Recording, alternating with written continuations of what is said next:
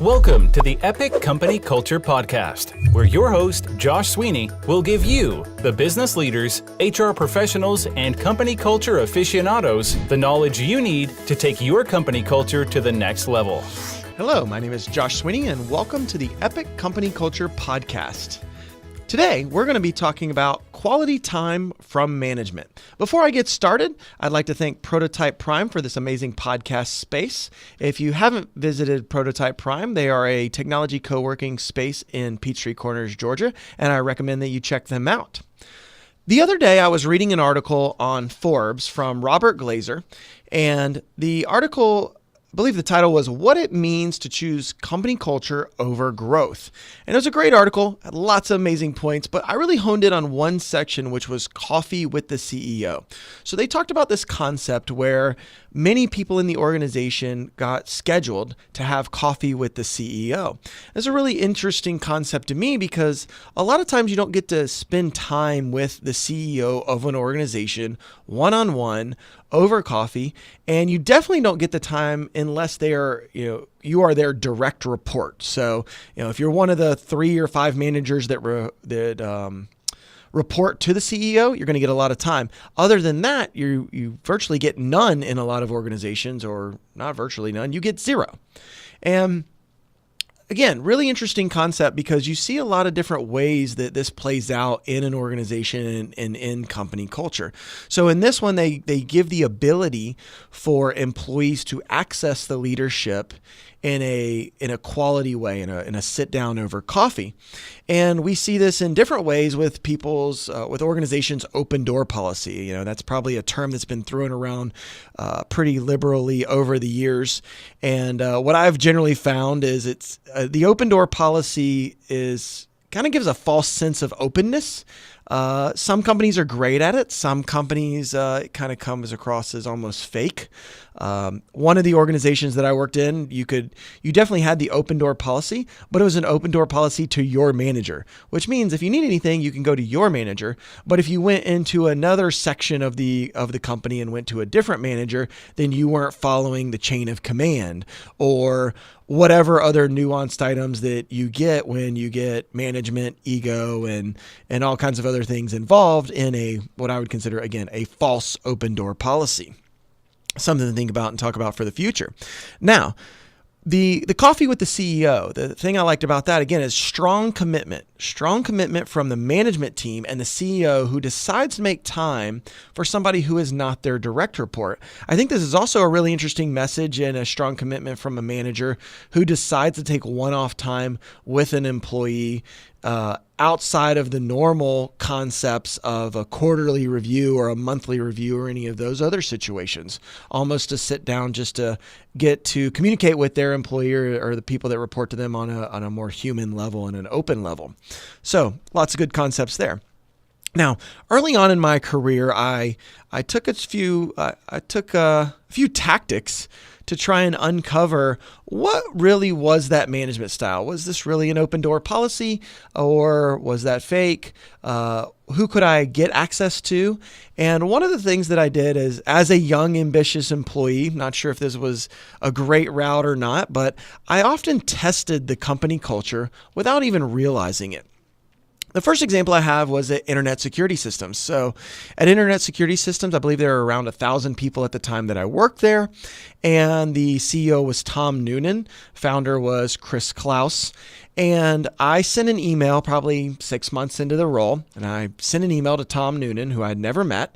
And I said, I want to thank you for the position, the opportunity. This has been amazing for me. I'm enjoying it and would love to meet you in person and at least be able to take a moment to shake your hand and say thank you.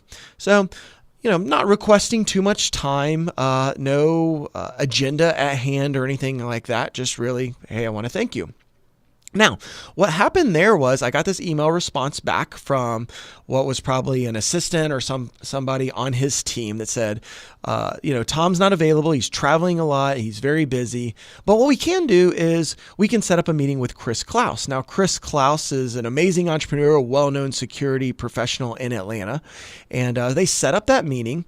And a few short weeks later, I find myself sitting in Chris Klaus's office having about a 45-minute conversation on a very personal level, nothing, nothing business-wise, just getting to know him at a human level. And that was a very impactful moment, right? One, I got to meet somebody that was very well known, that was known about, that, may not have time to meet everybody in the organization, but I was able to meet him, and just an amazing experience. And I understand that Tom was busy and they had that backup plan. So I think that says something about the company culture and the ability access management, right? They could have said, no, Tom's busy, we appreciate it, and moved on. But this person actually took the extra step to say, he's not available, but we would love to get you in front of Chris Klaus in this instance. So I think that was a great way to go about it, instead of just being shut down or, something that could have been disenchanting as a young professional. Now, that's probably not going to happen at a Fortune 500 organization, right? Trying to get access to the CEO or, Jeff Bezos at Amazon because you work there. That's probably a pretty strong ask. But the question there is, if you did ask, what kind of backup plan would roll into place? What kind of opportunity do you have to go meet with and sit down with other managers from the team and have that coffee with the CEO, as was mentioned in Robert Glazer's article? So the next piece is all about, the building that connection. I have another quick example. I was at Spy Dynamics and ran into a very good situation as well. So I was at Spy Dynamics. I'm not there, but for maybe a few months at this point in time. I'm in early. I'm one of the first people in. I'm sitting at my desk working, and Brian Cohen was the CEO of that organization at the time. And I had met him during the interview process, but they were growing leaps and bounds. They were adding people. I know Brian's in and out of the office as the executive and CEO of the company. Over 100 people plus. Well, I'm working, and he comes by, and he's on his way to, I think, get coffee in the break room or something along those lines. And he's like, "Oh, hey, Josh, how you doing?" So he stops and he addresses me and says, "Hello."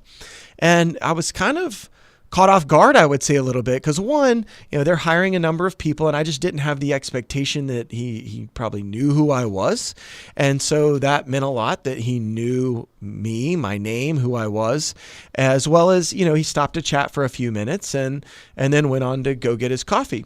So it was just interesting to have somebody come by that was that busy, was hiring that many people, and made the time to recognize and connect on that human level. Again, all about that quality time with management.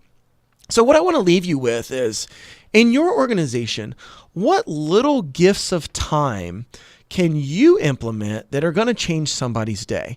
What little gifts of time are really going to convey that your company culture is amazing, that it's a great place to be, and that the management knows that you are putting in the contribution and wants to appreciate that contribution that you're putting in. So again, get back to those little gifts of time, see what you can do in your organization to give those to the members of your team.